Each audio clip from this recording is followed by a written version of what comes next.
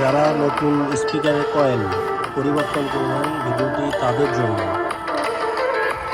কারণ এই যে স্পিকারের কয়েলের একটা মাপ থাকে, এই মাপটি হচ্ছে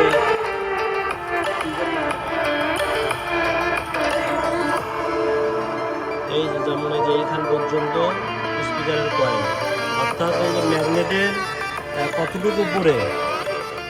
কতটুকু উপরে কয়েলটা থাকবে এটাই হচ্ছে মূল বিষয়। ধরো দেখি, যেমন এটা হেডফোন দিয়ে শুনতে হবে। এই যে স্পিকারটা যখন আমি উপরের দিকে চাপ দিচ্ছি তখন কিন্তু সাউন্ডটা কমে যাচ্ছে, আবার নিচের দিকে যখন চাপে ধরে রাখতেছি তাহলে কয়েলটা ভেতরে যাচ্ছে, তখনও সাউন্ডটা কমে যাচ্ছে।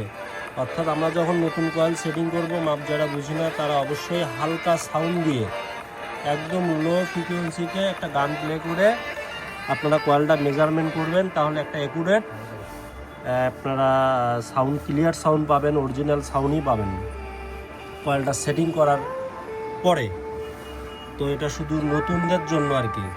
অনেক সময় কয়েল পুড়ে যায়, আমরা বুঝতে পারি না, হুট করে খুলে ফেলি, কয়েলটা কী মেজারমেন্টে থাকবে এটা কিন্তু আমরা অনেকেই জানি না।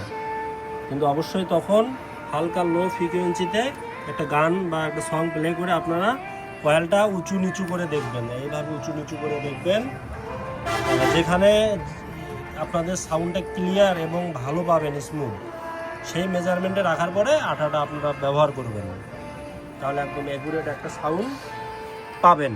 সাউন্ড কখনোই নষ্ট হবে না, একদম ক্লিয়ার সাউন্ড পাবেন। এটা হচ্ছে 4 inch voice coil, 4 inch voice coil. এটা স্পিকারের কয়েল পুড়ে গেছে, এটা চেঞ্জ করা হলো।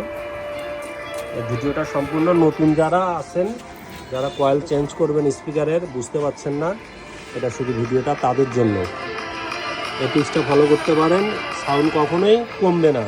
অনেকেই ভাবে যে স্পিকারের, নতুন স্পিকার, অরিজিনাল স্পিকার কয়েল পরিবর্তন করলে সাউন্ড নষ্ট হয়ে যায় বা আগের মতো হয় না, এটা একটা ভুল ধারণা। মেজারমেন্ট সঠিক করে লাগাইলে এবং ভালো কয়েল যদি লাগানো যায়, দামি ফাইবার কয়েল যেমন এটা, তাহলে অবশ্যই আপনারা সাউন্ড কোয়ালিটি আগের মতনই পাবেন 100%।